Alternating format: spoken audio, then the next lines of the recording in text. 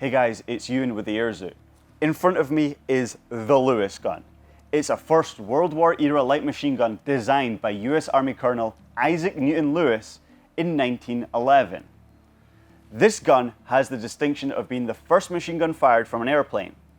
In 1912, US Army Captain Charles Chandler flew a Wright Model B biplane cradling a Lewis gun like this one between his legs.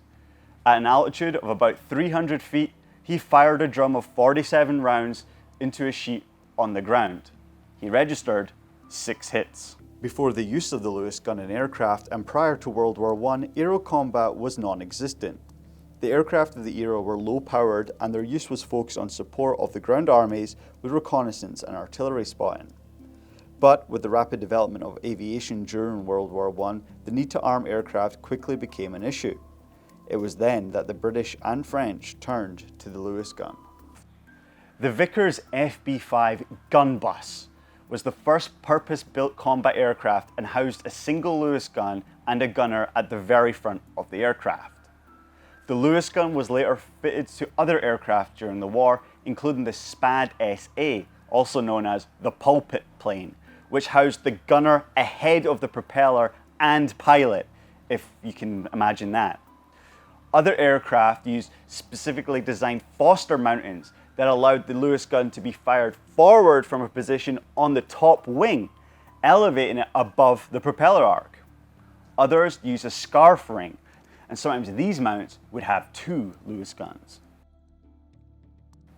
Now, this Lewis gun from the AirZoo collection has been deactivated and can no longer be fired, so it's safe for us to have a real good close look at it.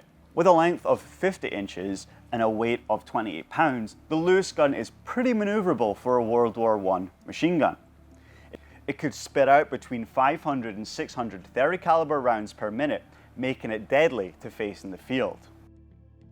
Now, one of the most recognizable features of the Lewis gun is the pan magazine that could hold either 47 or 97 rounds. These pans held the 30 caliber rounds inwards towards the center. To load, the pan would be inserted onto the top, and when fired, the pan would rotate. The layout of having the pan on the top kept reloading and servicing the guns pretty easy, especially in the middle of a dogfight.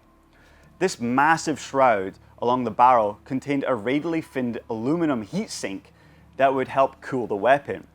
However, this shroud was almost always removed by aircrews to save weight, since the airflow during flight was sufficient enough to cool the gun.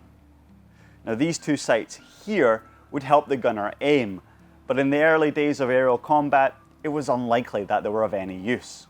Thanks to the Lewis gun, many British pilots achieved ace status during World War I, and the gun continued to see service into the Second World War and even into the Vietnam War in the hands of the North Vietnamese.